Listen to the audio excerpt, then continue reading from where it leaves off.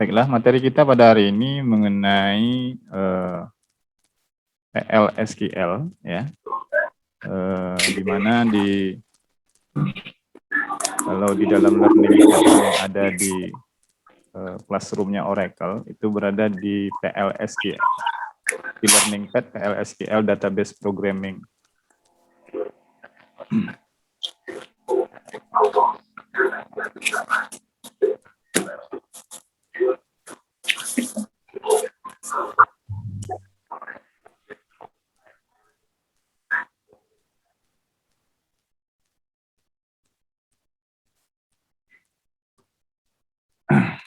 Nah, jadi ada di sini ya. Kita di bagian pertama mengenai dasar dari PLSQL. Nah, materi ini nanti kita gunakan untuk mendiskusikan mengenai subprogram dan trigger ya, seperti yang sudah kita sampaikan atau kita tuliskan dalam kontrak perkuliahan ya.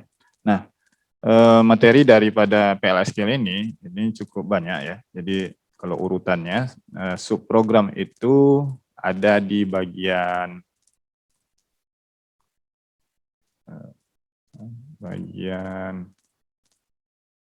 nah ini. Jadi di bagian section 8 dan section 9 ya. Jadi subprogram terdiri dari prosedur dan fungsi itu ada di section 8 dan section 9. Kemudian untuk trigger ya, trigger itu ada di section 13. Jadi materi ini memang dibuat dalam dua apa ya istilahnya ini dia bilang dua semester ya, jadi ada semester 1, ada semester 2-nya ya. Dan kita mengambil bagian yang pentingnya. Jadi di subprogram dan trigger ya itu relevan ya dengan manajemen dan administrasi dari basis data karena juga banyak digunakan ya dalam penerapan manajemen dan administrasi basis data. Nah, kalau untuk materi yang lain mungkin nanti bisa dilihat ya untuk pengembangan selanjutnya. Jadi kalau misalnya Anda ingin memahami struktur PLSQL secara keseluruhan bisa membaca daripada materi yang ada di dalam learning pad ini. Baiklah, kita mulai di bagian pertama. Jadi hari ini saya akan mengenalkan mengenai PLSQL ya. Nanti setelah ini kita akan langsung lompat ke bagian bagian subprogram.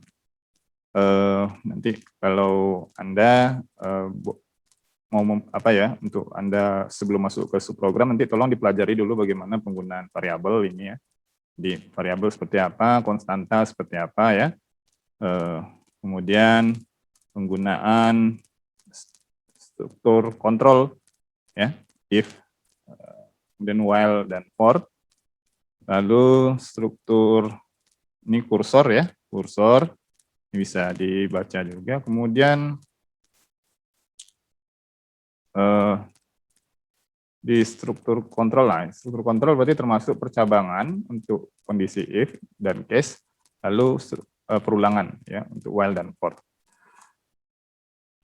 Nah, kita masuk di bagian pertama.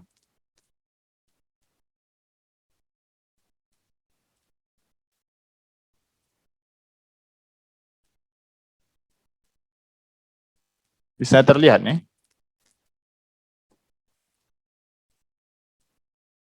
Apakah slide-nya bisa terlihat? Tidak. Ini tidak terlihat belum, ya? Pak. Oke, berarti saya dulu.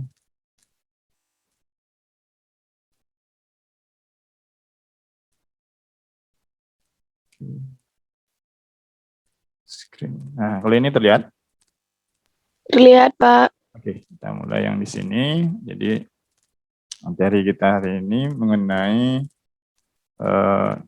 pengantar PLSQL ya. Nah, ini adalah tujuan pembelajaran.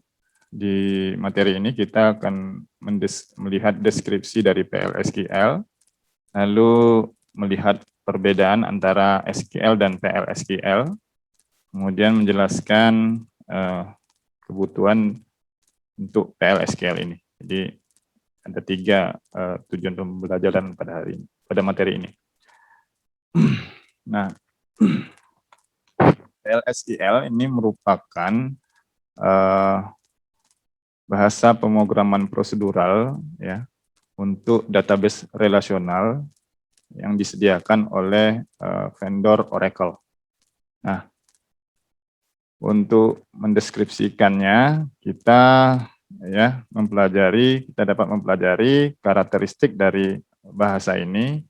Kemudian kita juga akan mengidentifikasi nanti beda antara PLSQL dengan SQL. Nah, selain itu kita juga akan mengidentifikasi limitasi dari SQL dan bagaimana PLSQL menyelesaikan limitasi dari SQL ya, yang akan menolong kita ya untuk memahami kenapa PLSQL itu diperlukan. Nah, ini adalah deskripsi dari PLSQL. Jadi PLSQL itu singkatan dari procedural language extension to SQL. Jadi bahasa prosedural ya yang menjadi pengembangan dari bahasa SQL. Nah, PLSQL ini masuk dalam generasi ketiga. Ya.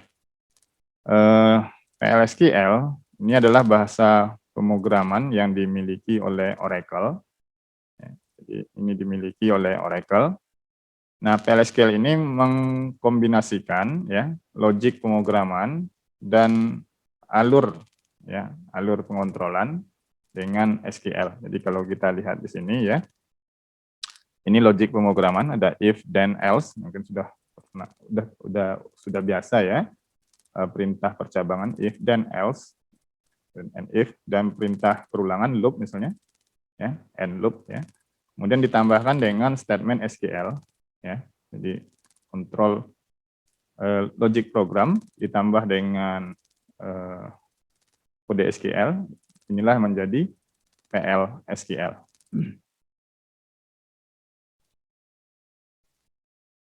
Nah, ini evolusi dari bahasa pemrograman, jadi sekedar mengetahui ya.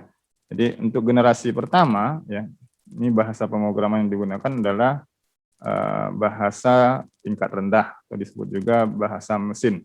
Nah, ini biasanya digunakan untuk keperluan dari pemrosesan prosesor ya. Kemudian bahasa generasi kedua ini disebut sebagai bahasa assembly ya. Nah, ada juga yang bilang bahwa bahasa assembly ini dekat dengan bahasa mesin ya. Jadi tidak salah juga ya. Walaupun misalnya beberapa sintak di bahasa assembly ya itu agak berbeda daripada bahasa mesin. Ya, jadi kalau bahasa mesin memang kita menuliskannya menggunakan kode-kode biner ya. Kalau bahasa assembly ini masih ada kata-kata dalam bahasa manusia, meskipun itu sangat sedikit. Kemudian bahasa generasi ketiga ya, ini adalah bahasa yang agak dekat dengan manusia. Di bahasa ini nanti diterjemahkan ke dalam bahasa mesin menggunakan mesin kompilasi atau compiler ya. Nah,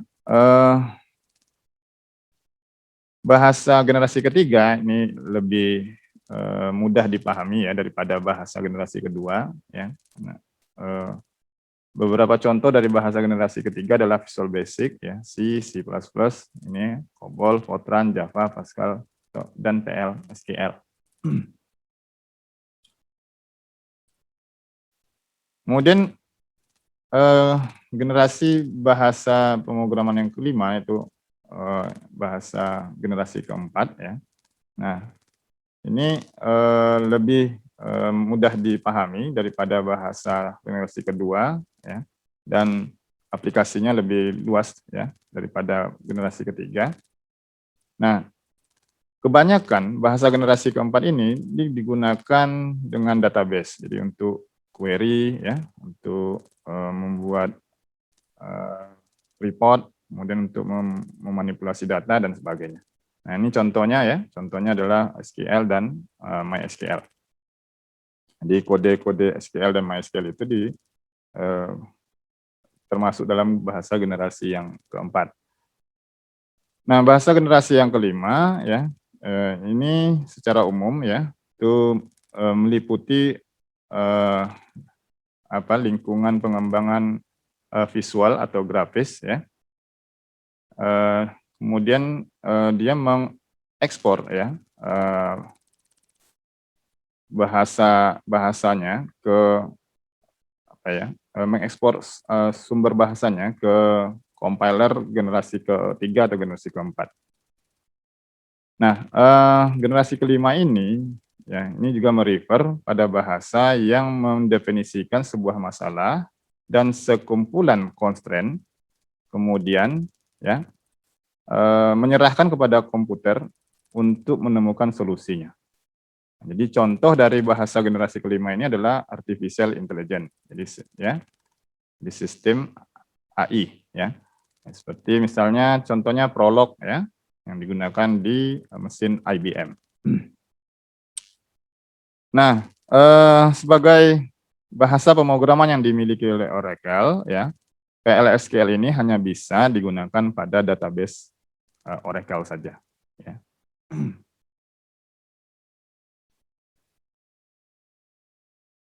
Nah, kita lihat dulu, tadi kita sudah melihat tadi deskripsi dari PLSQL. Berikut adalah deskripsi dari SQL. SQL merupakan bahasa non-prosedural, disebut juga sebagai bahasa yang deklaratif, ya, karena memungkinkan programmer untuk fokus pada input dan output daripada langkah-langkah pemrograman.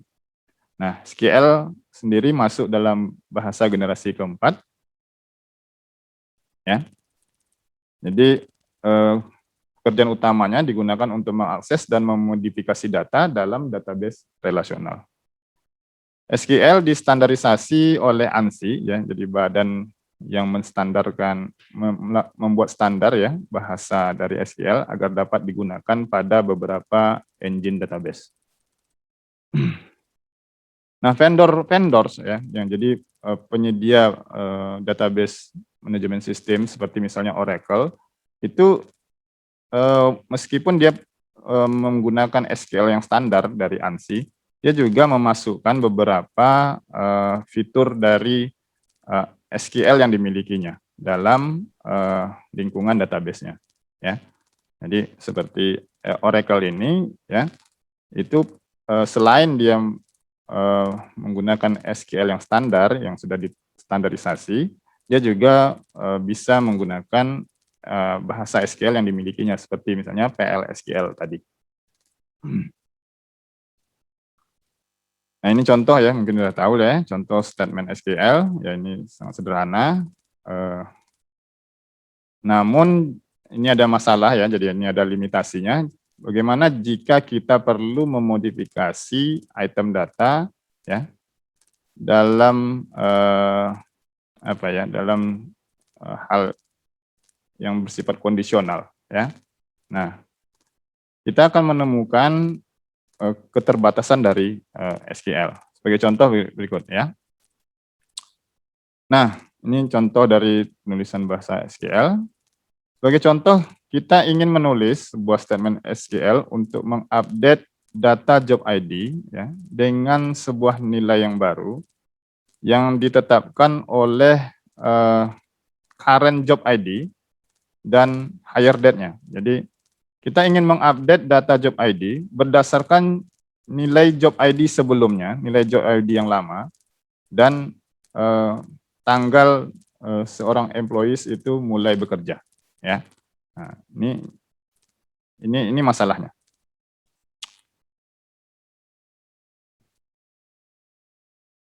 Nah, kita akan melihat limitasi daripada SQL.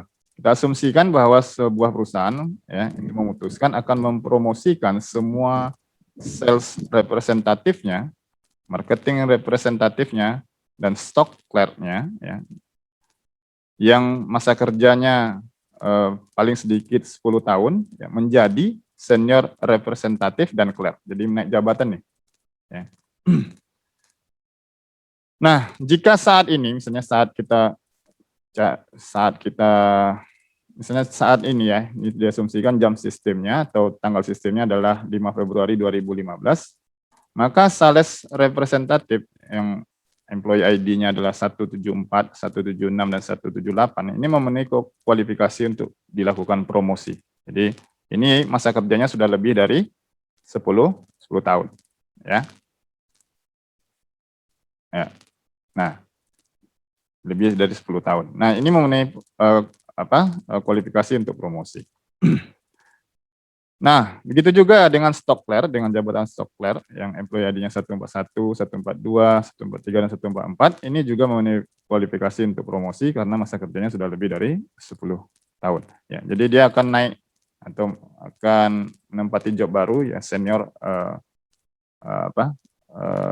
senior stock clerk ya. Kalau tadi dari marketing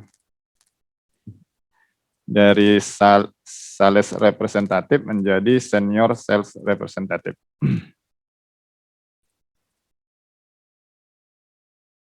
Nah, solusi yang bisa kita lakukan adalah melakukan update terhadap data job ID seperti yang ditampilkan berikut. Ya, jadi kalau kita mau mengupdate-nya, maka kita lakukan update seperti ini. Update employees, ya, set job ID, job ID-nya menjadi yang baru, yaitu senior sales representative, where job ID-nya sama dengan sales representative, and hire date-nya kurang dari atau sama dengan 5 Februari 2005. Ya, jadi paling paling yang masa yang masuknya itu ya, itu kurang dari 5 Februari atau sama dengan kurang dari atau sama dengan 5 Februari 2005. Nah, ini kita melakukan update untuk senior sales representative. Itu juga kalau kita tentu akan mengupdate juga untuk yang stock clerk tadi menjadi senior stock clerk seperti halnya di seperti halnya penulisan daripada update untuk sales representative. Nah, pertanyaannya, ada berapa banyak statement SQL yang perlu kita tuliskan, ya, yang kita butuhkan untuk menulis, ya, untuk sales representative, kemudian marketing representative, dan stock clerk. Kemudian bagaimana jika ada job ID yang lain yang untuk diupdate? Ini jadi masalah. Jadi ini menjadi batasan daripada SQL. Nah, kita harus menulis beberapa statement SQL ya untuk setiap job ID yang perlu diupdate. Nah, ini akan tergantung daripada job ID-nya. Jadi kalau job ID-nya semakin banyak, artinya pekerjaan kita menjadi lebih banyak. Nah, akan lebih mudah misalnya kalau kita cuma menulis satu statement saja untuk menyelesaikan tugas ini. Nah, tentunya statement yang akan kita tulis ini memerlukan logic, ya, memerlukan logika. Ya. Nah, inilah yang disebut sebagai logic prosedural. Ya. Jadi logika yang kita perlukan untuk menulis menulis beberapa statement menjadi satu statement, ini yang disebut sebagai logic prosedural. Ya. Nah, PL/SQL ya, itu mengextend SQL dengan logic prosedural dan membuat SQL ini itu dapat menulis satu statement ya. Jadi PL/SQL ini ya itu mengextend SQL dengan logic proseduralnya dan membuatnya mungkin untuk menulis hanya satu statement saja untuk menyelesaikan kasus ini. Nah, ini contohnya ya. Jadi kita bisa menggunakan PLSQL dengan hanya menulis satu statement untuk mempromosikan sales representative, marketing representative, dan stock clerk. Ya. Nah, ini kode daripada PLSQL. Nah, mana yang logic programnya? Nah, ini dia logic programnya. Jadi ada perulangan di sini ya, seperti ini. Ini for ini kan ada perulangan nih. Ya, nah ini. Ini adalah logic pemrograman ya. Jadi berupa perulangan. Nih. Kemudian ini logic juga, yaitu struktur percabangan, if ya. Kemudian ada else if ya. Else if. Nah, lalu mana bahasa SQL-nya? Nah, ini bahasa SQL. Update employees. Jadi update employees ya, set job ID, where employee ID. Nah, ini adalah merupakan bahasa SQL-nya ya. Jadi ini SQL-nya yang for, loop, if, else if, and loop sampai dengan end, loop, begin, cursor, declare, ini semuanya adalah logic prosedural atau bahasa PLSQL. Nah, konstruksi dari prosedural ya. Jadi kita bisa menggunakan PLSQL untuk menulis kode prosedural, kemudian meletakkan statement SQL di dalam kode PLSQL tersebut. Jadi seperti yang kita sudah lihat tadi di sebelumnya di sini ya. Jadi kita bisa meletakkan kode SQL di dalam bahasa PLSQL ini. Ini contohnya kode SQL-nya. Update employees, set job ID, where employee ID ya. Nah, kode prosedural atau PLSQL ini itu berisi variabel, konstanta, kursor, logic kondisional, dan iterasi, perulangan. Ya. Di logic kondisional ini adalah percabangan. Nah, sebuah blok kode PLSQL ini dapat disimpan dan dinamakan atau diberi nama. Kemudian bisa dieksekusi kapanpun diperlukan. Ya.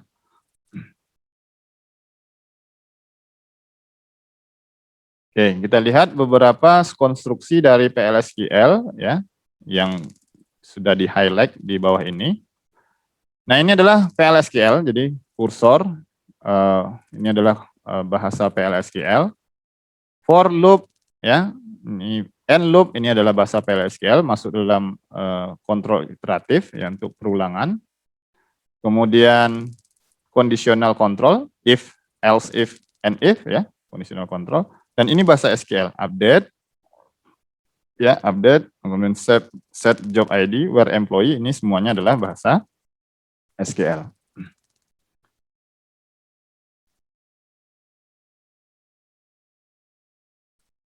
Karakteristik dari PLSQL, jadi PLSQL ini adalah bahasa yang mempunyai struktur yang bagus ya, ya, dapat dibaca dan dapat diakses. PLSQL adalah bahasa yang standar dan portable untuk pengembangan database Oracle. Kemudian PLSQL ini sudah ada ya, jadi bahasanya sudah ditanam ya, atau sudah ada ya, dan bekerja di dalam SQL ya. Jadi PLSQL ini dapat bekerja dalam SQL ya. Jadi bahasanya sudah ada. Nah, PLSQL ini mempunyai performance yang tinggi ya, dan sangat terintegrasi dengan bahasa database.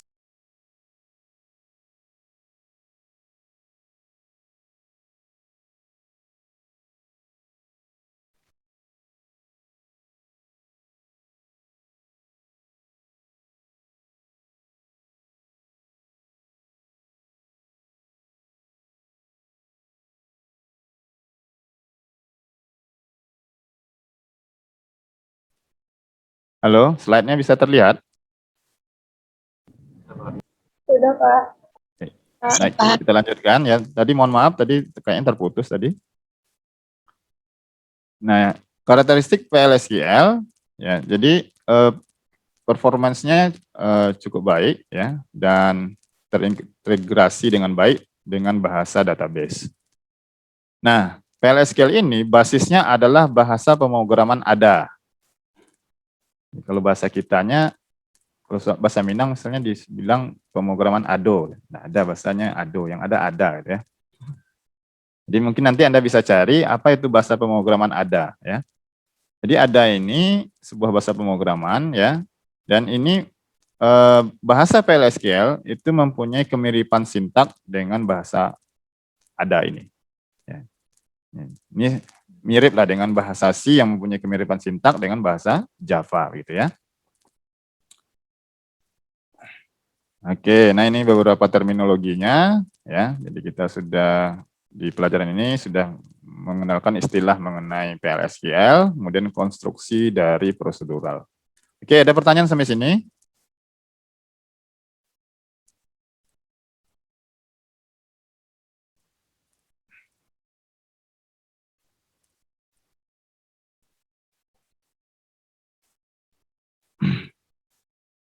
Nah, untuk ringkasannya, ya dari slide ini kita sudah mempelajari bagaimana mendeskripsikan PLSQL, kemudian melihat perbedaan antara SQL dan PLSQL. Ya.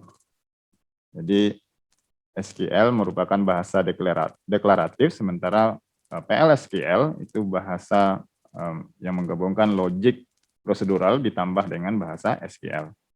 Kemudian menjelaskan kebutuhan dari PLSQL. Jadi PLSQL digunakan kalau kita bisa katakan ini untuk mengoptimasi bahasa SQL. Ya. Jadi beberapa kelemahan yang ada di dalam SQL itu diatasi oleh PLSQL. Ya, jadi seperti contoh tadi kita lihat mungkin untuk mengupdate beberapa job ID kita perlu beberapa kode yang harus berulang. Nah, dengan PLSQL kita dapat menulis hanya satu kode saja untuk mengupdate beberapa job ID. Nah, ini ada kuis seperti biasa. Nanti siapa yang jawab tolong tunjuk tangan atau saya Pak langsung. Jadi saya tulis siapa namanya kemarin. Ya, silakan kalau ada yang bisa jawab. Lalu ada siapa ya? Muhammad Aufa ya. Muhammad Aufa kemarin. Saya catat kemarin. Saya Pak, Siapa namanya? Rosa Adawiyah. Ya, silakan. D. Hah? Jawabannya false, Pak. False ya. Jadi PLSQL adalah bahasa ini ya yang dimiliki oleh Oracle. Kemudian prosedural, bahasa generasi keempat. Nah, ini benar atau salah? Ya.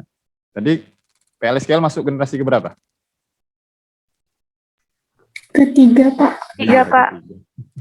Oke ya, kita submit ya. Oke. Jadi kalau prosedural dia benar. Proprietary ya, jadi ini milik Oracle. Cuma dia bukan generasi keempat. Ya. Dia generasi ketiga. Oke, siapa tadi namanya Rosa? Plus apa? Kelas B, Pak. Rosa Adawiyah ya.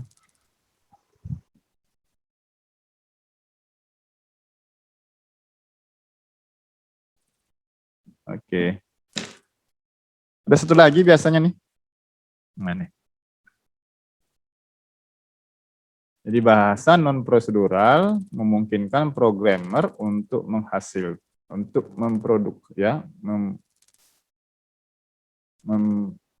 memproduksi sebuah hasil ya ketika sekumpulan daripada langkah-langkah itu diikuti ya. Benar atau salah? Ini berarti ke arahnya SQL nih, non prosedural.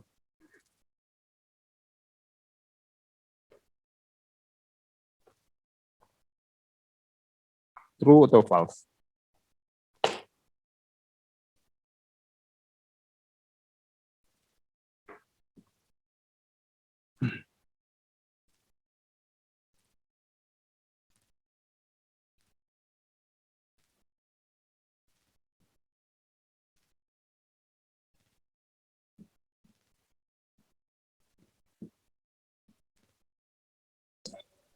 Izin menjawab, Pak.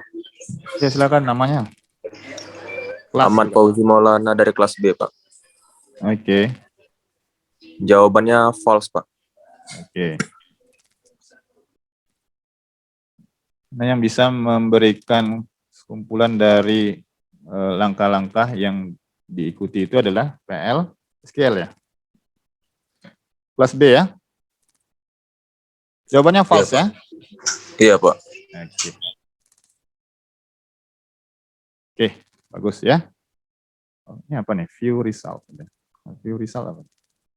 Oh iya, jadi sudah ini 100%. Next. Oke, kita lanjut ke slide yang kedua. Kedua nih. Oh, bukan ya? Sepertinya slide. Oke. Bentar, sepertinya saya harus share screen.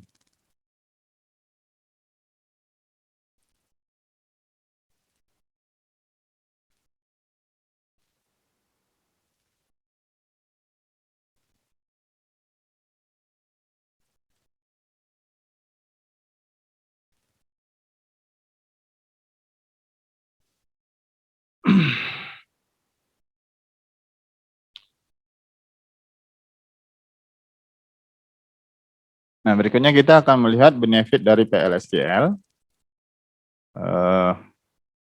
Tujuan pembelajaran, kita akan mempelajari daftar dan penjelasan keuntungan atau benefit dari PLSQL, kemudian melihat daftar dari perbedaan antara PLSQL dan bahasa pemrograman yang lain, kemudian memberikan contoh bagaimana menggunakan PLSQL ya di produk Oracle lainnya. Oke, tujuannya ya PLSQL adalah bahasa pemrograman yang sesuai untuk beberapa tugas ya pada database Oracle. Nah, di materi ini kita akan belajar tentang keuntungan dari bahasa PLSQL dan bagaimana mengcompare-nya atau membandingkannya dengan bahasa pemrograman yang lain. Kita juga akan mempelajari bagaimana PLSQL ini itu berelasi atau berhubungan dengan produk Oracle lainnya. Nah, ini adalah benefit dari PLSQL. Dia ada banyak benefit ya menggunakan bahasa PLSQL ini ya dengan database Oracle. Jadi pertama adalah integrasi ya dengan konstruksi prosedural dengan SQL. Jadi terintegrasinya ya konstruksi prosedural ya dengan bahasa SQL. Kemudian pengembangan program, ya, jadi pengembangan program itu dapat dimodularisasi. Ya, jadi program yang dibuat itu dapat dibuatkan dalam bentuk modul-modul atau dipecah-pecah menjadi bagian-bagian kecil. Kemudian berikutnya, yang ketiga, ini meningkatkan performance dari sebuah kode SQL. Lalu yang keempat, PLSQL itu terintegrasi dengan tools lain atau peralatan lain yang ada di DBMS Oracle. Lalu PLSQL ini portable ya, jadi dapat digunakan di mana saja dengan sistem operasi yang berbeda. Lalu PLSQL mampu menangani exception handling, jadi melakukan penanganan terhadap kesalahan. Nah, kita akan elaborasi beberapa benefit dari PLSQL ini di dalam slide ini. Kita lihat benefit yang pertama, integrasi pada konstruksi prosedural ya dengan SQL.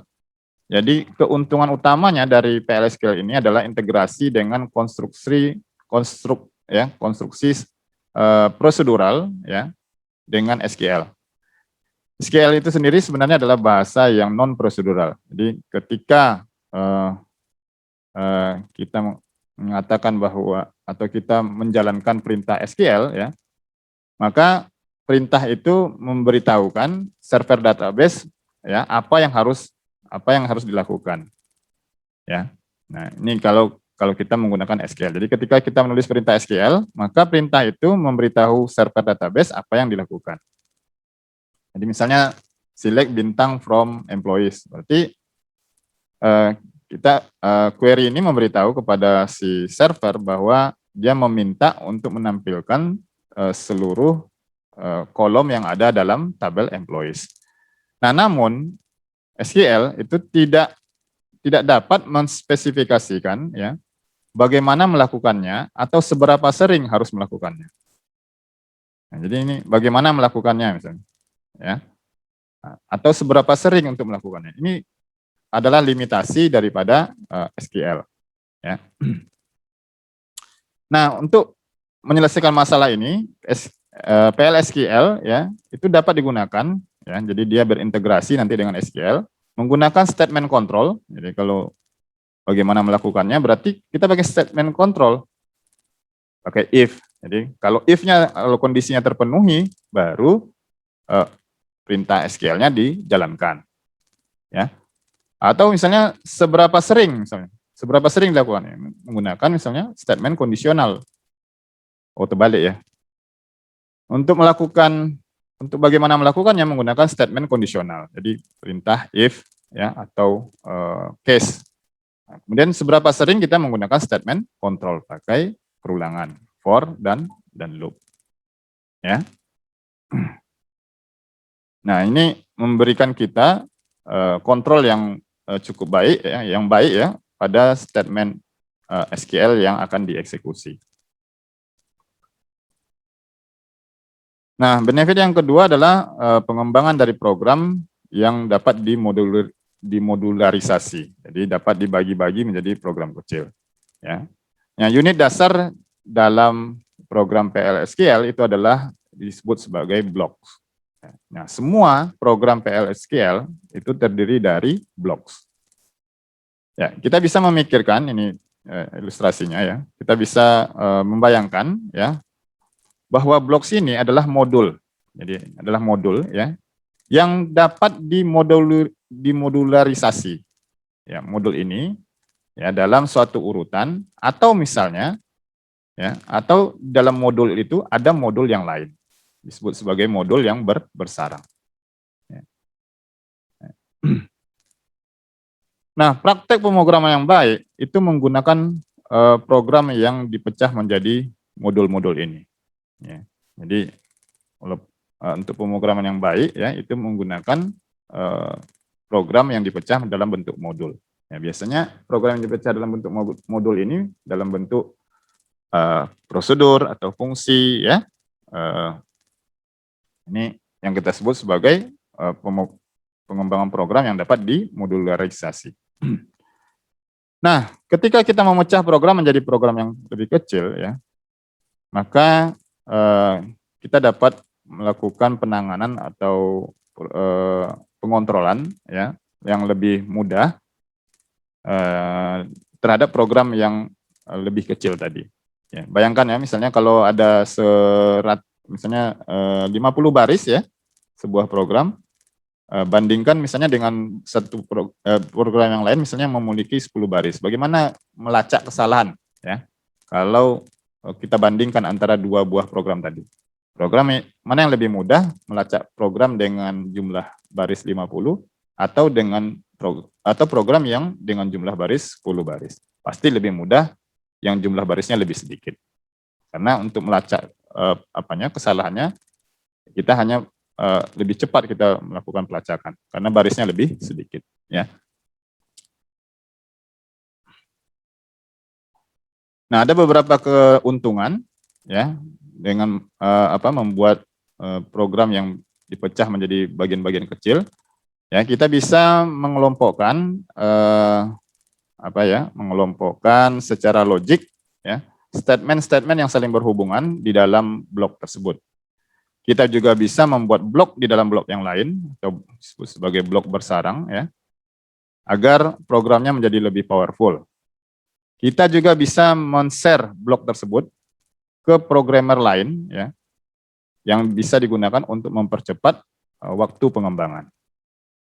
Ya, jadi blok program juga bisa di-share. Kenapa bisa di-share? Itulah nanti ya.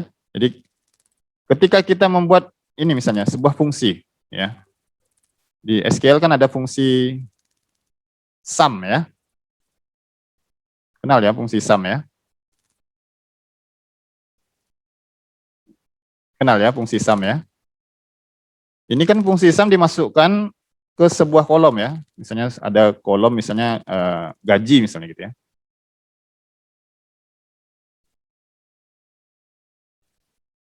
Nah, fungsinya adalah menghitung seluruh gaji yang ada di kolom tersebut kan gitu ya. Jadi kalau di kolom tersebut ada 10 baris berarti akan dihitung seluruh gaji dari 10 baris tersebut. Nah, ini siapa saja yang bisa memakai? Semua user atau pengguna dari database bisa memakai fungsi ini. Saya bisa, Anda bisa, ya. Selama Anda menggunakan database misalnya, database management system, Anda bisa memakai fungsi sum. Atau misalnya fungsi average misalnya, fungsi AVG misalnya, fungsi max atau fungsi min dan sebagainya. Nah, ini yang disebut tadi. Jadi kita bisa men-share blok program ke programmer lain ya untuk mempercepat waktu pengembangan. Artinya ketika kita bisa membuat sebuah fungsi, kita bisa memberikan fungsi itu kepada orang lain supaya orang lain bisa menggunakan fungsi tersebut. Nah, jadi PLSQL memungkinkan kita membreakdown ya sebuah aplikasi yang kompleks menjadi lebih kecil sehingga bisa lebih mudah diatur ya. Kemudian ini ya, dan secara logik dia berhubungan dengan modul ya. Jadi secara logik program yang kecil ini itu berhubungan dengan modul dan ini akan membuatnya lebih mudah di maintenance ya dan dilakukan pelacakan terhadap kesalahan.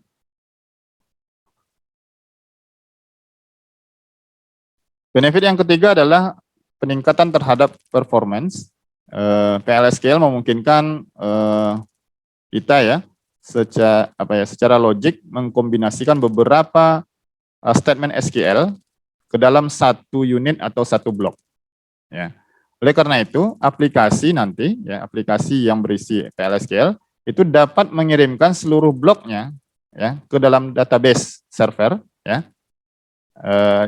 Kalau kita bandingkan dengan penerapan statement SQL, jadi ini lebih baik karena statement SQL itu hanya bisa memberikan satu statement saja yang dikirim ke server untuk dieksekusi. Oleh karena itu, PLSQL ini membuat akses program menjadi lebih cepat daripada kita menggunakan SQL. Karena ya ini tadi ya, kalau SQL dia kirim satu-satu nih. Jadi misalnya select bintang from employees, update set job ID sama dengan apa itu ya. Nah, semua perintah SQL itu dikirim satu-satu ke server database. Kalau menggunakan PLSQL karena dia satu blok ya, kalau kita rangkum yang dua baris tadi, dua perintah di sebelumnya yang ada di PLSQL menjadi satu blok, maka perintah select bintang dan update tadi itu dikirim hanya satu kali saja. Ya, jadi ini menjadi lebih cepat daripada aksesnya jadi lebih cepat daripada menggunakan statement SQL. Jadi ini secara signifikan itu akan mengurangi ya jumlah pemanggilan dari database.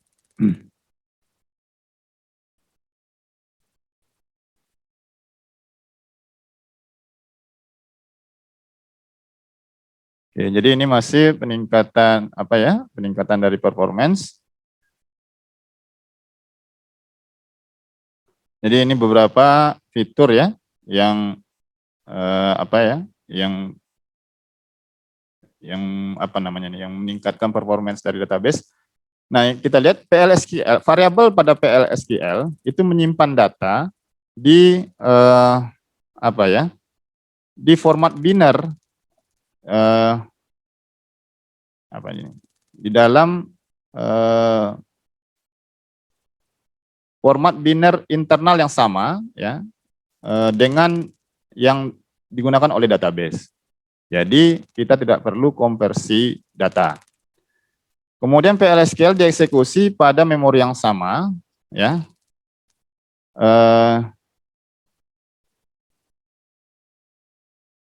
Jadi PLSQL dieksekusi pada memori yang sama dalam database, dalam server Oracle. Ya. Jadi oleh karena itu, ya tidak ada komunikasi yang overhead. Jadi komunikasi yang berulang-ulang antara dua program.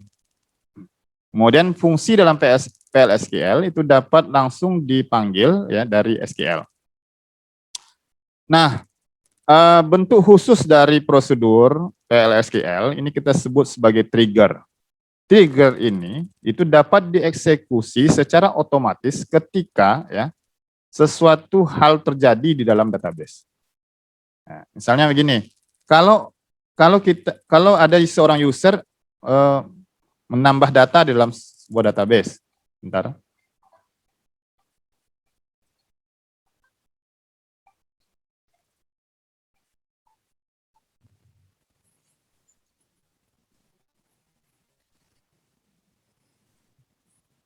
Nah, benefit yang keempat adalah integrasi dengan tools Oracle. Jadi PLSQL ini diintegrasikan dengan toolsnya Oracle seperti misalnya Oracle Form Developer, kemudian Oracle Report Builder, dan Apex tentunya. Yang kita pakai kan Apex ya.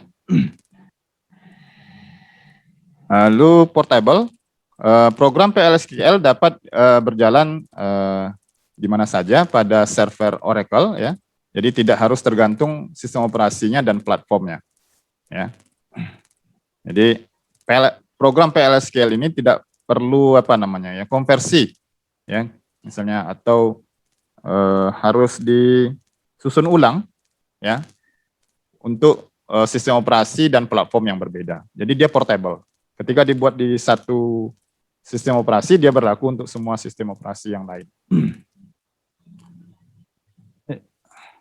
Jadi kita bisa menulis program ya secara yang portable dan membuat library, dan ini bisa digunakan kembali ya pada database Oracle pada environment yang berbeda ya. Jadi sini contoh misalnya kita buat di Linux ya. Jadi dia bisa berjalan di ini misalnya di HP True ini ya, di HP True atau di IBM, bisa juga berjalan di Solaris ya. Jadi tidak tergantung dengan perangkat keras ataupun perangkat lunaknya. Nah, benefit yang keenam atau yang terakhir ini adalah penanganan exception handling. Jadi exception ini adalah error yang terjadi ketika kita mengakses sebuah database. Nah, contoh dari beberapa exception seperti misalnya terjadi kesalahan pada hardware atau network, kemudian error pada logic aplikasi, jadi pada logic program, error pada integritas data, dan sebagainya. Nah, kita bisa menyiapkan ya, jadi untuk menangani kesalahan ini kita bisa menuliskan sebuah kode exception namanya. Nah, kode exception ini nanti itu memberitahu aplikasi apa yang harus dilakukan ketika ya program menemukan sebuah kesalahan.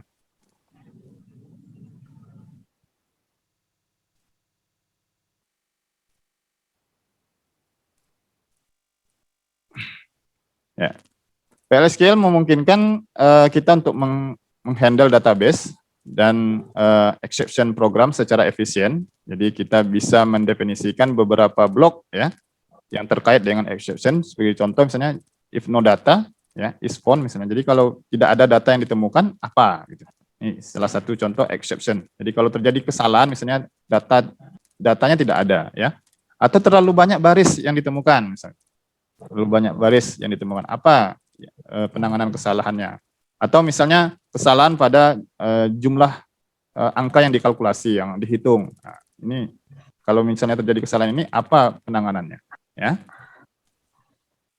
Nah, jadi aplikasi dapat menghandle kesalahan ini ya tanpa menyebabkan kerusakan pada sistem. Nah, ini yang kita maksud dengan exception handling. Jadi kita sudah membuat perangkap kesalahan. Kalau terjadi kesalahan, ini solusinya. Ya.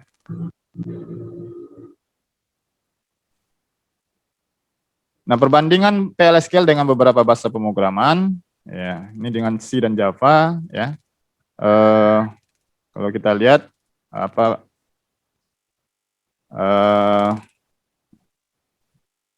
memerlukan database Oracle dan toolsnya, ya ini PLSQL ya.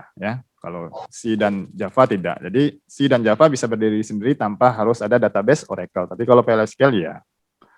Kemudian apakah bersifat object oriented? Ya. Pada PLSQL ini beberapa fitur. Ya. Kalau C tidak. Kalau C++ itu sudah object oriented. Kalau Java ya seluruhnya adalah object oriented.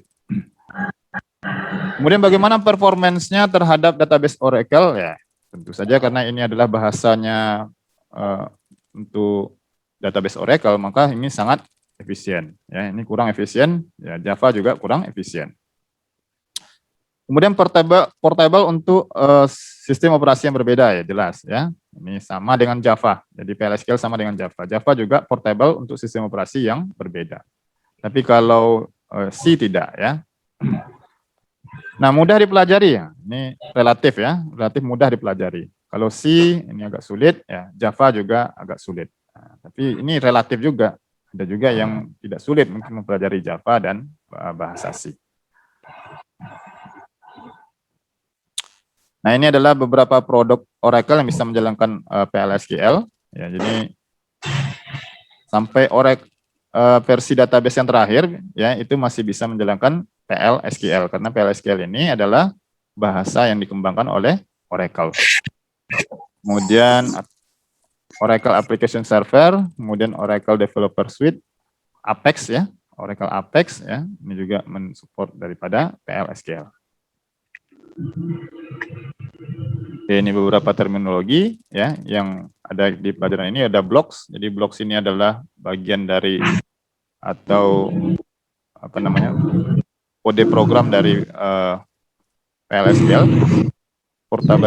Portability ini adalah kemampuan PLSQL untuk berjalan pada sistem operasi yang berbeda. Exception adalah kemampuan PLSQL untuk melakukan penanganan terhadap kesalahan. Oke, kita sudah menjelaskan ini. Nah, seperti biasa di akhir ada kuis. Silakan kalau ada yang bisa jawab.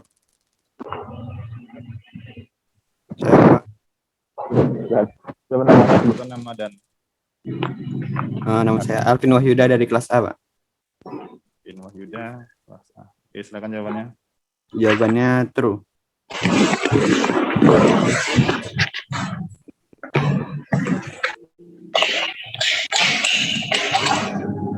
Iya. Salah. Tahu kenapa salah?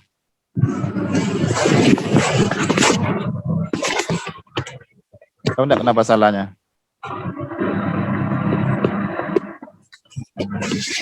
Karena PLSQL ini itu dikembangkan oleh Oracle. Jadi dia hanya bisa jalan pada database Oracle saja, tidak untuk database relasional lainnya, ya. Oke, jadi nanti coba lagi Alvin ya. Pak, boleh coba lagi, Pak. Izin menjawab, Pak. Pak, Ah, itu udah ada tuh. Noviani dulu. Izin Noviani ya? Ya, Pak. Nanti Alvin ada. Siap, kelas berapa? Kelas B, Pak. Ya, silakan. Jawabannya true, Pak. Oke. Tuh ya, kita submit ya. Oke ya, jadi benar ya. Jadi konstruksi prosedural itu memberikan kita kontrol yang baik ya pada statement SQL dan eksekusinya. Oke. Oke, kita masuk ke materi yang terakhir di slide ini.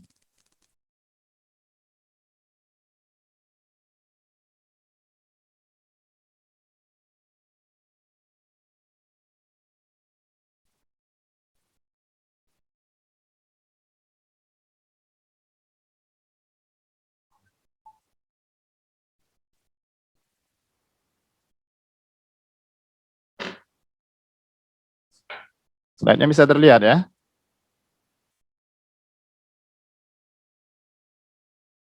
Bisa terlihat slide-nya? Bisa, Pak. Oke, kita lanjutkan. Nah, di materi yang ketiga ini kita akan membuat blok PLSQL ya. Nanti bisa dicoba di Apex ya. Nah, tujuan pembelajaran mendeskripsikan struktur dari blok PLSQL, mengidentifikasi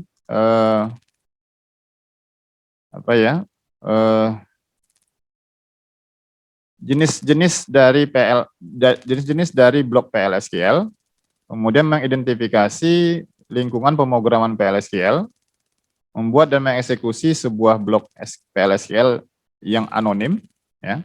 Kemudian menampilkan hasil output, ya. Jadi output message dari PLSQL atau pesan output dari PLSQL.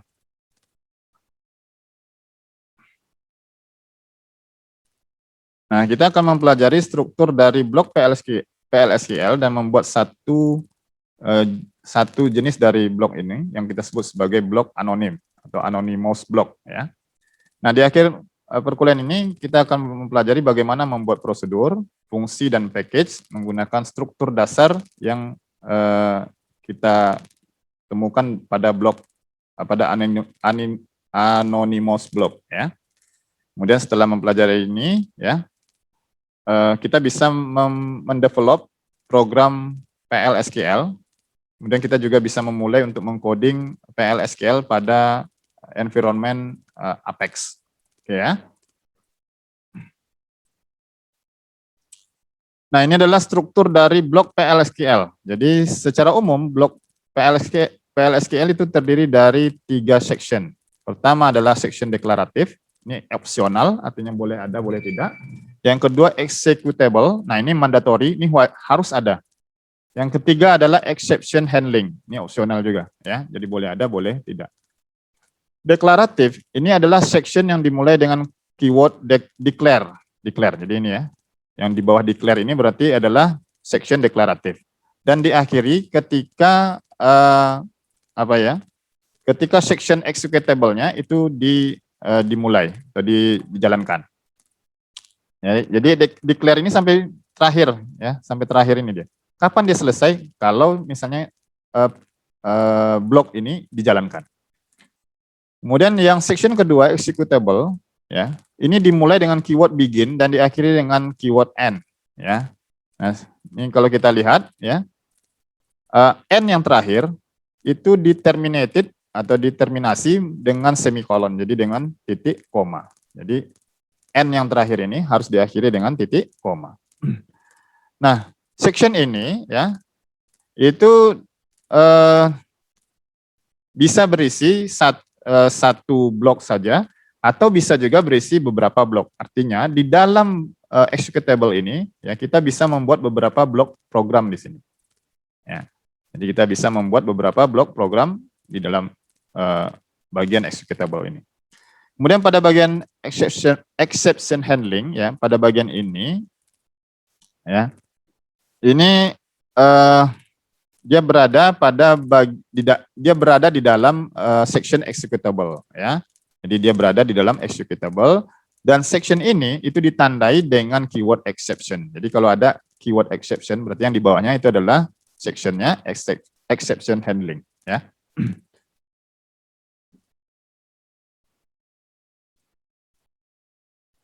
Nah, pada bagian deklaratif ini berisi deklarasi dari semua variabel, konstanta, kursor, dan exception yang didefinisikan oleh user.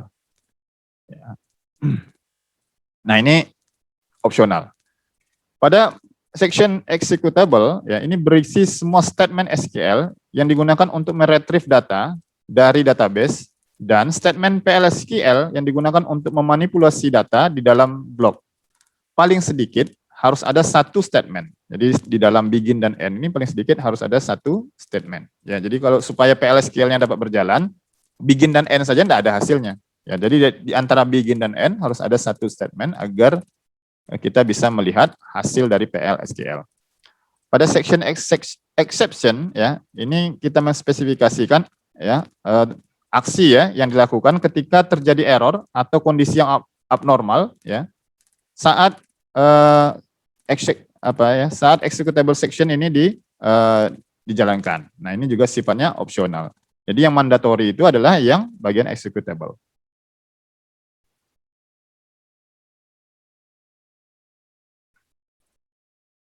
Nah, yang disebut sebagai anonymous block, tadi kita sudah singgung di awal, itu adalah blok yang tidak bernama. Ya, jadi tidak ada namanya. Jadi nama blok itu tidak ada dan ini tidak disimpan dalam database. Nah, dideklarasikan, ya, itu inline, ya, sejalan, ya, di aplikasi yang akan dieksekusi. Jadi ini dideklarasikan atau dideklar ya inline di titik ya dalam sebuah aplikasi di mana aplikasi itu akan dieksekusi. Ya. Dikompilasi hanya sekali pada saat aplikasi dieksekusi. Kemudian ini juga dilewatkan atau diteruskan ke engine PLSQL untuk dieksekusi pada saat dia dijalankan. Tidak bisa dipanggil kembali ya atau ya tidak bisa dipanggil kembali karena ya anonymous block tidak mempunyai nama dan dia juga tidak ada setelah, jadi anonymous block ini akan hilang setelah dia dieksekusi. Ya. Ini yang disebut sebagai anonymous block. Jadi blok yang tidak punya nama tidak disimpan, hanya dikompilasi pada saat dieksekusi, kemudian tidak bisa dipanggil ulang. Nah ini struktur dasarnya, jadi dari anonymous block, declare ya ini sifatnya opsional, kemudian begin ada statement, kemudian exception juga opsional, dan end. Nah, tidak ada namanya. Ya, jadi kita bisa juga menulis misalnya begin dan end, kemudian di dalamnya ada satu statement. Ini sudah menjadi sebuah anonymous block. Ya. Nanti kita akan lihat yang blok yang mempunyai nama, ya, seperti prosedur atau fungsi itu adalah blok yang mempunyai nama. Nah ini contoh dari anonymous block, ya. Kita hanya punya section executable, ya, jadi memenuhi syarat yang minimumnya, begin end. Nah ini adalah perintahnya dbms underscore output dot put underscore line, kemudian dalam kurung tanda koma pl garing SQL, ya, kemudian diakhiri dengan tanda koma, ditutup kurung, kemudian diakhiri dengan titik koma. Nah ini mirip lah ya dengan bahasa-bahasa pemrograman yang lain, misalnya kalau kita menggunakan bahasa Java, ini sama padanannya dengan ini, system.out.println ya, system.out.println, sys.out.println gitu ya. Dalam kurung juga kan, nah, dalam kurung, nah yang dalam kurungnya nanti akan ditampilkan apa gitu.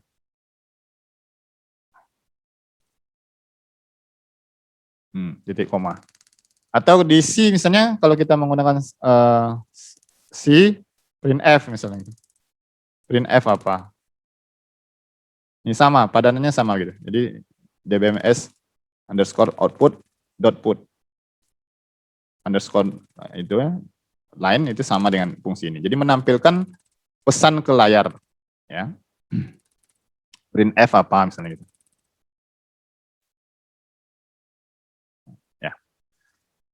Nah, kalau kita menggunakan dua section yaitu deklaratif dan executable, ya kita bisa mendeklarasikan vdet. Ya, ini kita sebut sebagai apa? Vdet ini ya kita sebut sebagai variabel. Jadi ini namanya variabel. Namanya vdet. Tipe datanya apa? Det. Ya, jadi tipe datanya det. Nah, kemudian setelah itu ada titik dua sama dengan. Ini menyatakan bahwa vdet diberikan nilai sama dengan sysdet. Artinya apa? Vdet itu nilainya sama dengan date-nya sistem, tanggal sistem. Ya. Kemudian kita masuk ke bagian executable section-nya, ada begin, ada end.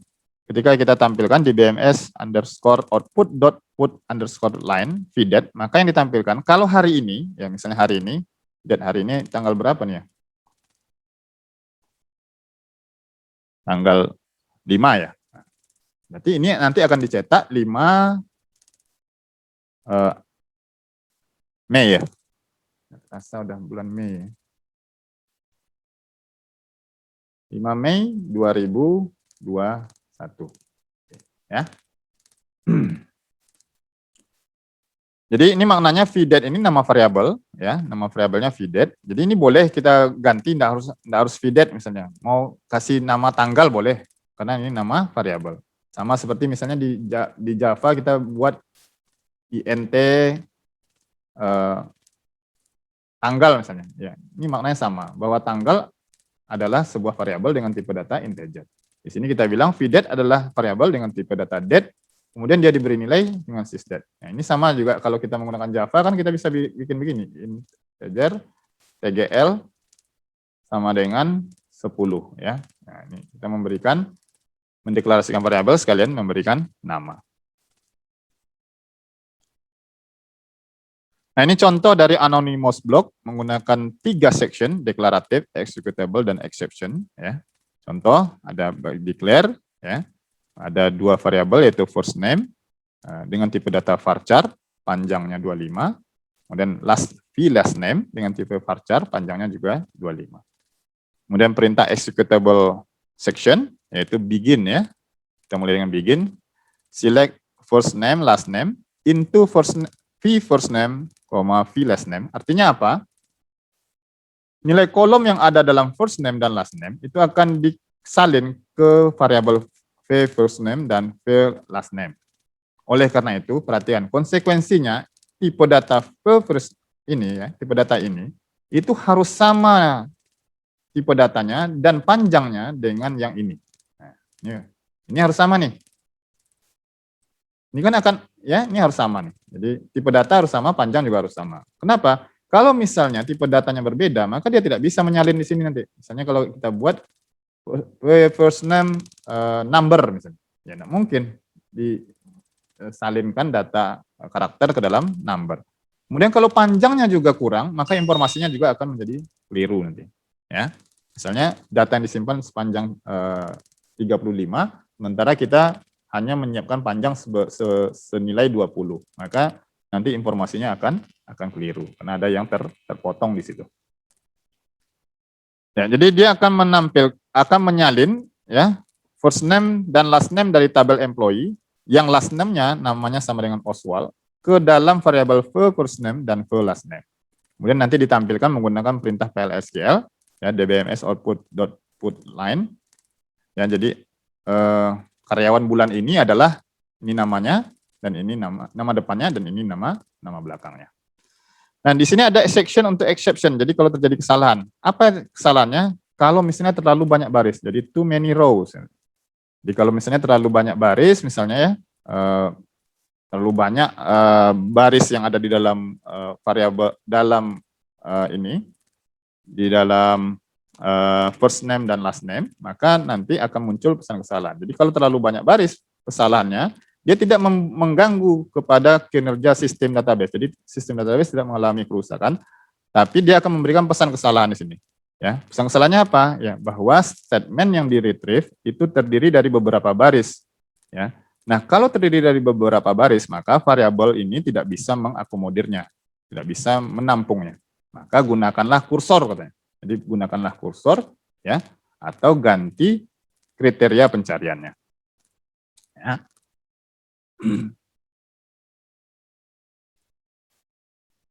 Nah, anonymous block yang kita bicarakan pada slide sebelumnya itu secara otomatis akan dikompilasi ketika dia dieksekusi.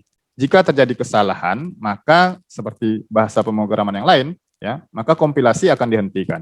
Jadi tidak akan dieksekusi. Jadi kalau setelah dikompilasi ditemukan kesalahan, program tidak akan dieksekusi, tapi diminta untuk melakukan perbaikan terhadap kesalahan yang ditemukan. Ya, ini sama prinsip kerjanya dengan bahasa pemrograman yang lain yang menggunakan compiler seperti misalnya C dan Java, ya. Ya, ini tidak akan bisa dieksekusi kalau masih ada baris program yang mengalami kesalahan. Ya, jadi tidak bisa dia diterjemahkan ke dalam kode biner ya sebelum programnya bebas dari kesalahan.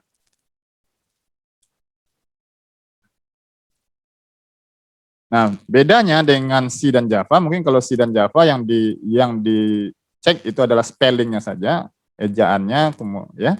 Kalau di dalam PLSQL yang dicek bukan hanya spellingnya saja, tetapi semuanya, seperti misalnya objek database yang bereferensi, seperti tabel, view, misalnya kalau kita pakai view, constraint, misalnya kalau kita pakai constraint, ya.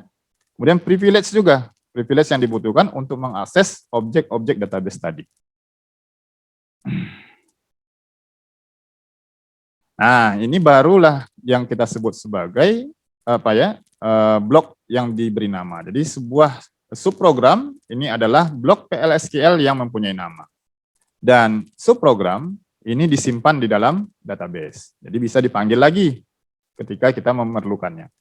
Nah, sebuah blok PLSQL yang diberi nama, maka kita harus sebutkan ininya, namanya. Jadi misalnya subprogram ini itu adalah tipenya adalah prosedur, maka kita tulis prosedur ya. Kalau nanti tipenya adalah fungsi, kita sebut sebagai function ya.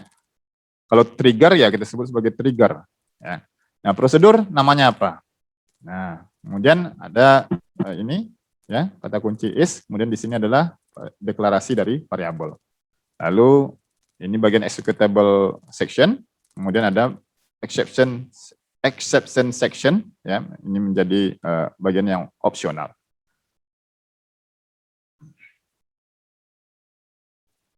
Nah, subprogram dapat dideklarasikan sebagai prosedur atau fungsi. Ya, prosedur itu mengerjakan sebuah aksi, sementara fungsi menghitung dan mengembalikan sebuah nilai. Nih, jadi fungsi nama, kalau fungsi berarti ada data yang dikembalikan, maka ada return ya dengan data type, tipe datanya apa. Kemudian di sini di dalam bagian executable juga harus ada return value. Jadi nilai yang dikembalikan apa gitu ya. Nah, ini contoh dari blok kode subprogram. Jadi kita mau buat sebuah prosedur dengan nama printDate ya. Maka kita buat seperti ini, create or replace prosedur printDate. Jadi namanya adalah printDate is. Kita tidak perlu lagi pakai deklaratif seperti halnya di dalam anonymous block. Jadi cukup kita mendeklarasikan sebagai sebuah prosedur, maka dia otomatis menjadi sebuah, maka ini sudah menjadi bagian deklaratif. Nah, di sini kita bisa mendefinisikan variabel vdate dengan tipe data varchar 2, panjangnya 30. Ya, nah ini bagian executable-nya. Kita memilih ya atau select ya, select kemudian dikonversi ke karakter sysdate tanggal hari ini ya dengan format bulan tahun dan bulan tanggal dan tahun ke dalam variabel vdate ya. Vdate ini menjadi sebuah menjadi karakter ya. Kemudian from dual, maksudnya from dual ini kita tidak menggunakan objek database table atau yang lain. Pokoknya kita tidak menggunakan objek database. Jadi kita mau menguji apakah sebuah fungsi fungsi sysdate ya itu bisa disimpan ke dalam variabel vdate. Jadi kalau perintah SQL kan harus ada nih select apa from apa. Karena from-nya ini terkait dengan objeknya. Karena kita tidak mengambil dari objek database yang lain, maka objeknya kita ganti dengan dual. Jadi maksudnya maknanya dual itu, ya, ini hanya apa ya, objek yang dummy, ya, tidak ada objeknya. Cuma digunakan ya untuk melengkapi perintah SQL bila mana ya kita tidak memerlukan objek database yang sebenarnya.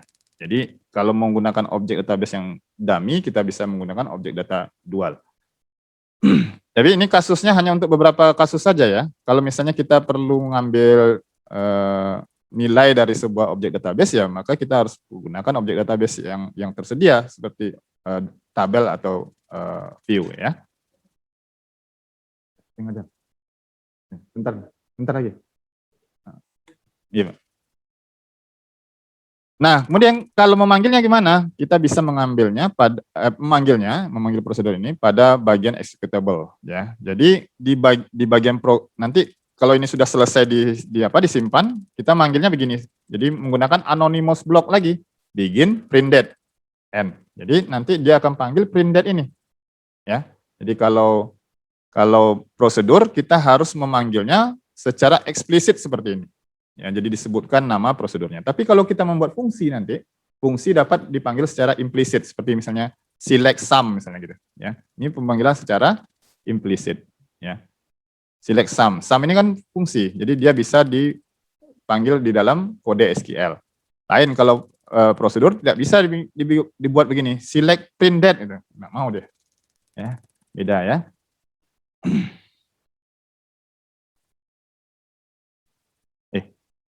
Mana nih? Oke, ini. Nah, ini contoh daripada blok kode blok ya untuk membuat sebuah fungsi yang disebut tomorrow. Kita membuat fungsi ya di sini.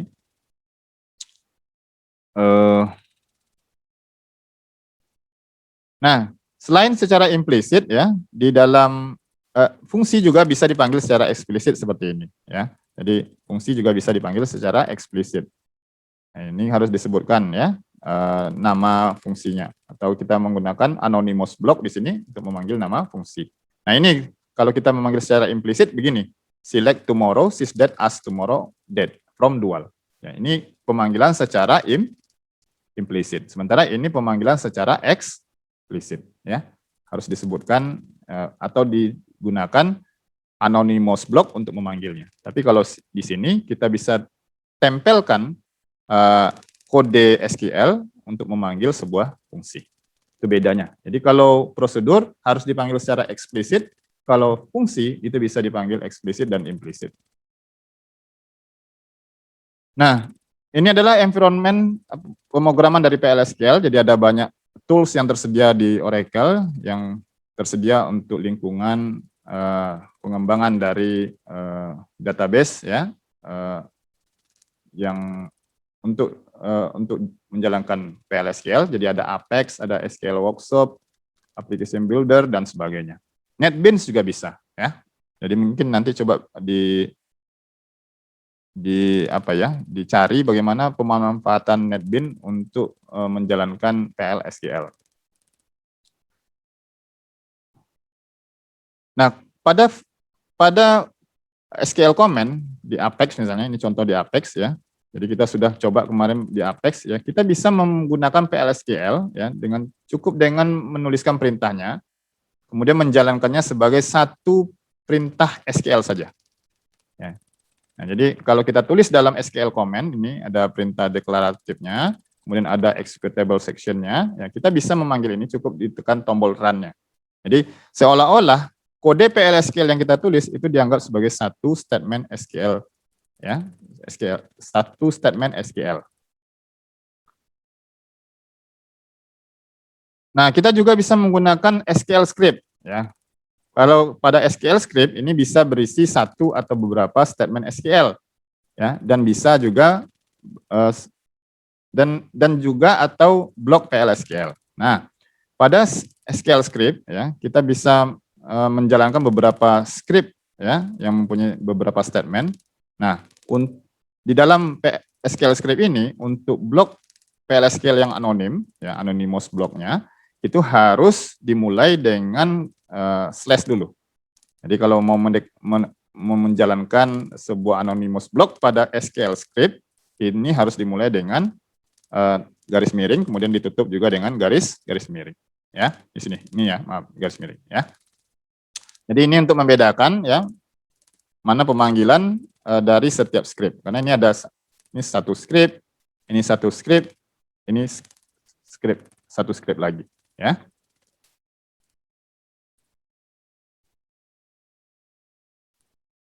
Nah, kita sudah lihat tadi bahwa perintah ini adalah perintah untuk menampilkan tulisan ke layar ya. Kita bisa skip ini, nanti bisa dicoba ya, silakan dicoba nanti di Apex.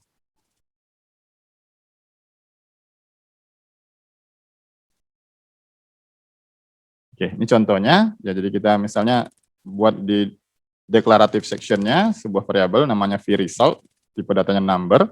Kemudian di executable sectionnya kita berikan nilainya. vResult itu adalah 10 kali 25. Kemudian kita tampilkan nilai yang ada di dalam vResult menggunakan perintah dbms output put line. Nah, nanti keluar hasilnya 250.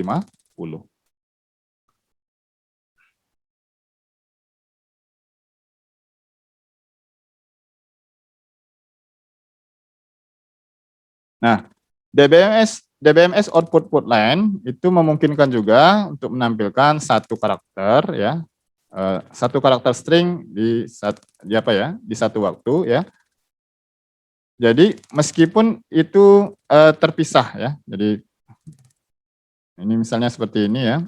Nah, ini kan ada beberapa karakter nih. Jadi there are, kemudian ada concatenation-nya, ada penggabungannya dengan variabel vm count. Kemudian digabungkan lagi dengan perintah dengan tulisan row in the employees table. Ini menampilkan ada sekian data employees baris di tabel employees ya. Oke, ini beberapa terminologinya. Kita sudah mempelajari anonymous block, kemudian compiler, subprogram, prosedur, dan fungsi. Oke, kemudian kita sudah mempelajari ini deskripsi dari blok PLSQL, identifikasi jenis-jenis dari blok PLSQL. Jadi ada berapa tadi? Blok PLSQL ada 2, anonymous block dan subprogram, ya. Oke. Nah, seperti biasa ada kuis, silakan. Izin menjawab, Pak. Siapa? Silakan. Amanda, Pak. Amanda Ditasari. Oke, Amanda. Kelas apa? Kelas A, Pak. Ya. Jawabannya true. True ya. Ya, Pak. Oke, lanjut. Izin menjawab, Pak. Ya. Menjawab, Pak. Radita Dinjani. Kelas? A. Jawabannya false. Enggak, kelas apa? Kelas A. Rita Dinjani ya? Oke, Iya. jawabannya apa? False. False. Oke. Oke. Baik, saya belum kasih apa lagi ya, absensi ya. Ada pertanyaan enggak ya?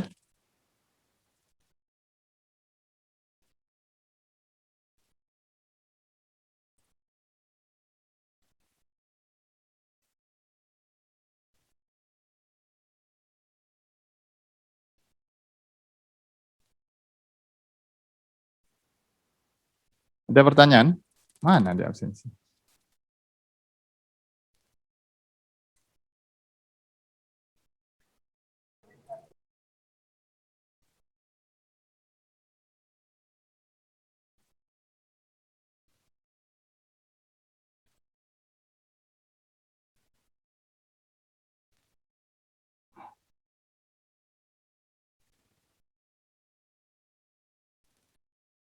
Itu di chat saya masukkan apanya formnya, silakan diisi. Baik, kalau tidak ada pertanyaan, kita cukupkan pelajaran kita hari ini. Belum saya akhiri, mungkin ada yang saya sampaikan. Untuk minggu depan mungkin kita tidak masuk ya, jadi libur hari raya. Lalu kemungkinan kita masuk kembali. Nah ini masalah nih. Nah, rencananya mau masuk kembali tanggal 26, tapi rupanya tanggal 26 ini hari raya Waisak, tanggal merah. Jadi sementara tanggal 19 ini mungkin rencana saya masih libur nih tanggal 19. Nah, ini masalahnya di tanggal 26 itu kita tanggal merah, artinya kita harus mencari pengganti ya. Jadi gantinya kemungkinan kita usahakan di tanggal, atau nanti gini aja lah.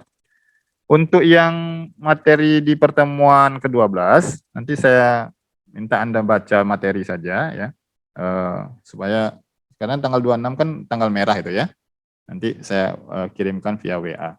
Ini juga untuk yang materi hari ini, tolong dibaca lagi materi selanjutnya mengenai variabel, konstanta, kemudian bagi control statement dan conditional statement, conditional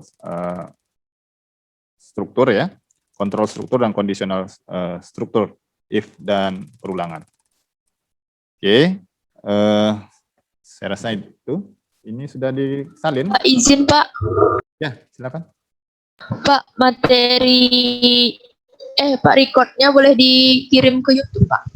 Oke, ya nanti saya kirim ke YouTube. Baik Pak, terima kasih Pak. Ya, oke. Baik, ini sudah disalin, kita tutup untuk hari ini. Terima kasih atas perhatiannya. Wabillahi taufiq wal hidayah. Assalamualaikum warahmatullahi wabarakatuh dan selamat siang. Waalaikumsalam. Waalaikumsalam warahmatullahi wabarakatuh. Terima kasih, Pak. Terima kasih Pak. Assalamualaikum warahmatullahi wabarakatuh. Terima kasih, Pak. Ayo mandi.